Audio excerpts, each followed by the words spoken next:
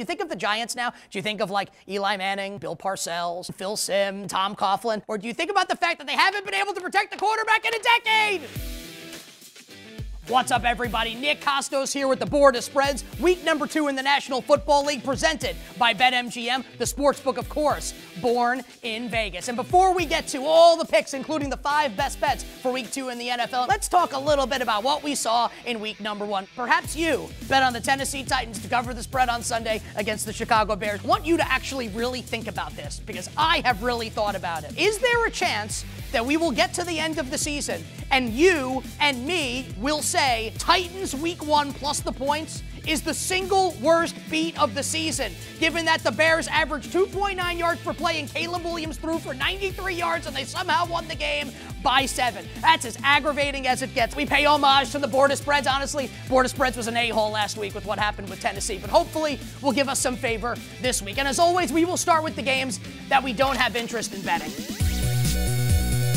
Game number 1, Niners and the Vikings. How good a head coach is Kevin O'Connell? Answer, good enough that he made Sam Darnold look like Joe Montana. Giants probably had something to do with that. Kyle Shanahan's probably got a little something cooked up for him, but let's be honest. Kevin O'Connell is an amazing, amazing football coach. This feels like maybe too many points. I do have some concerns about this Vikings defense. Niners might roll it up on them, so no bet for me on the Vikings and the 49ers. Only one other game this week, Week 2, that I have no interest in betting. We go to the LA Chargers on the road at the Carolina Panthers, who, when it's all said and done, could be one of the worst teams we've ever seen. Now Carolina gets to host the Los Angeles Chargers and Jim Harbaugh and Justin Herbert. Like, for people that don't know and think like, oh, like this point spread looks like it's normal, it's not. This is crazy. The Chargers are like a slightly above average team, laying almost a touchdown on the road, not in college football, not in the ACC, in the National Football League. That's nuts. And what else is nuts is, I'd never bet Carolina. How can you bet the Panthers after what happened last week? If I had to bet it, I guess begrudgingly lay the Chargers, but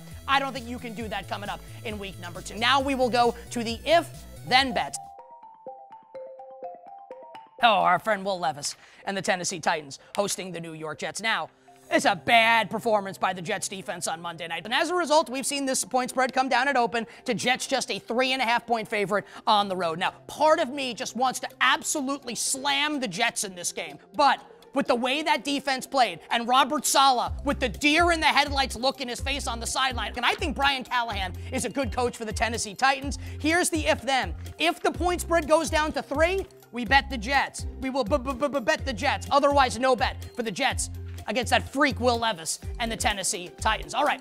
Next what-if game will be Seattle and New England. Now Seattle finds itself a 3.5-point road favorite at the Patriots, and Gerard Mayo thankfully doesn't put it in his coffee. Gerard Mayo didn't love the Drake last week, and you know what? It worked out. Jacoby Brissett and company, huge upset on the road in Cincinnati. And now we see Seattle off a win, but not really that impressive, right, against Bo Nix and the Denver Broncos. It is my sense that we will see Seattle -3 at some point. And if and when that happens, I like the Seattle Seahawks laying the 3 on the road in New England. Seattle with Mike McDonald, gonna have something cooked up for this Patriots offense here. Seattle, but I need 3. Seattle -3, the if-then coming up in that game. Oh, man. This is a really fun one. Colts on the road at the Green Bay Packers. Now, Jordan Love gets hurt. Horrible that he's out. I hate that field in Brazil. Now, Malik Willis starting for the Packers. He's atrocious. And as a result, we now see Indy, which was going to be like a 5-point dog in this game probably if Jordan Love played, now favored by 3.5. This is a seismic move in the betting market. I think we're going to see Green Bay take action in between now and Sunday. I wouldn't be surprised if at some point in between now and kickoff, we will see Indianapolis -3. Like, that is the number, just a flat -3, -110. And if and when that happens, that's a bet for me. And it's not a bet on the Colts. It's a bet against the terrible Malik Willis and the Green Bay Packers. All right, if-then here with Detroit and Tampa. Lions a 7-point favorite. Dan Campbell, let's keep going forward in big spots, Dan. Like, that's why we like you, Dan. Think about how this game's going to play out. Lions are probably going to score a lot of points, right? If we get to Friday, and this will require a little work on your part, you're the person watching, all you have to do is just check out the injury report for Tampa. If they're down a number of key members of their secondary, it's a cluster injury. You can bet this. You can lay the Lions. You could just bet Lions team total over. Maybe you like the over in the game, but we need to know the status of the Tampa Bay secondary. We will find out for sure when Friday's injury report comes out. That's the Lions and the Bucks. Rams and the Cardinals in the NFC West. So here's what we have here. Rams were a small favorite. like -1.5. Puka is now out on injured reserve. Sean McVay is like a great coach, also like a big middle finger to fantasy football players and his own team. Like, of course, Puka Nacua got hurt. Rams dealing with injuries along the offensive line, and we have seen it flip. Now, not a huge move, right? Basically still like pick the winner of the game. If we get to Sunday and we get bad news on the Rams offensive line where they have tons of injuries, if this goes to 3, it is an automatic bet on Matthew Stafford and the Rams. And honestly, the more this drifts out for Arizona, you get a better money line price on the Rams, Bengals, and the Chiefs. So Joe Burrow, besides for Tom Brady, and he's retired, now in the booth. We'll let that be. Burrow's the only guy to stand toe-to-toe with Mahomes in a big spot and beat him. So I think a lot of people, myself included, will look at this point spread and say, wow, 6 points, that's a lot. Like, give me the Cincinnati Bengals. The problem is, like, there are concerns now that Joe Burrow is actually hurt, that he has like a wrist injury. Something's up with Joe Burrow, which would explain some of the bad play on Sunday. So if we get to the end of the week, if Joe Burrow, clean injury report, he's good to go, and the number 6, easy bet on the Cincinnati Bengals. And that takes us to the 5 best bets on the board for week 2 in the National Football League. And listen, I'm going 5-0. Maybe. We'll start, oh man, with my New York Football Giants on the road at the Washington Commanders. You think of the Giants now, do you think of like Eli Manning, Bill Parcells, Phil Simms, Tom Coughlin, or do you think about the fact that they haven't been able to protect the quarterback in a decade? It's terrible. Here's the good news. The Washington Commanders are terrible. Now, Jaden Daniels is already 1,000 times better than Daniel Jones has ever been, but nothing else on the Commanders is good. So I actually think that this is the spot for Danny Dimes. I can't believe I actually mean it, that Daniel Jones is actually going to play well, and I think Malik Neighbors goes absolutely nuts in this game against the terrible Commanders secondary. Forget about the points. Give me Big Blue to win this game on the road at Dan Quinn and the Washington Commanders. Next best bet. This was a better bet earlier in the week because the spread was bigger. And look, like Deshaun Watson, like not someone that I feel like a lot of people like, but this point spread is now like a little crazy. Does anyone trust the Jacksonville Jaguars after what happened last week against the Miami Dolphins? Like, absolutely should have won that game, but it's more of the same from the offense. I love Trevor Lawrence. I didn't love that second half from Trevor Lawrence against the Miami Dolphins. And look, Browns had a terrible game, obviously, against Dallas. I guess it could happen again, but this point spread to me feels a little nuts. A little bit of an overreaction to what we saw last week from Deshaun Watson. It's not as good a bet at 3, but I have a feeling that we will see this go above 3 at some point this week.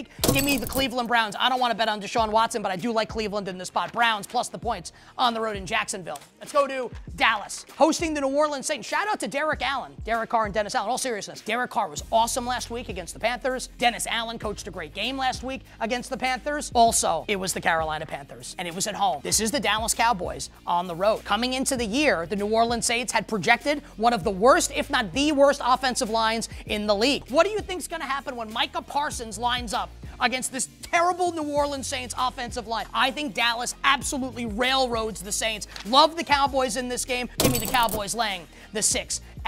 Let's go to the Steelers and the Broncos. Now, I bet Pittsburgh last week. Justin Fields played well enough that Fields is going to start again. Fields, by the way, for people that don't know, because I get questions like this, do you think Russell Wilson's going to start? Steelers win. You don't even have to ask the question. Justin Fields is going to start. Now, I bet the Steelers last week. Absolutely love the Steelers in that game. But now, a little bit of a different story. In altitude against a really good head coach in Sean Payton, we have seen Mike Tomlin in these spots in the past. I think he's a great coach, but we've seen him fall flat. Oh, baby. Bo Stevie Nicks singing the hits. Dreams. I want to be with you everywhere. I want to win money everywhere. And we're going to do it coming up on Sunday. Betting on the Denver Broncos. Think about this. You're getting a team at home +3 against Justin Fields. Feels pretty good, right? Broncos +3. And the final best bet for the week. Tape stayed on the wall. Ravens and the Raiders in Baltimore. Antonio Pierce, God bless him, taking the game back to like 1974. He's going to kick field goals. Like, he's not going to go for it and you risk him not getting it. He's going to punt. He's not going to give the Ravens offense like 1st and 10 at his own 40. I like Antonio Pierce, a head coach like that, when I'm betting a huge underdog in a game. And also, we all watched Thursday night, the season opener, Chiefs and the Ravens. Baltimore's offensive line, as we told you it was going to be, is an absolute train wreck. They couldn't block the Chiefs. How's this going to go against Max Crosby, Christian Wilkins, and the rest of the Raiders' defensive line? Give me the silver and black. Pride and poise, commitment to excellence, just cover, baby. The Raiders to cover the 9.5 or the 10 on Sunday in Baltimore. And those are your best bets coming up for the National Football League Week 2. Remember to place all those bets coming up this week at the sportsbook born in Vegas, BetMGM.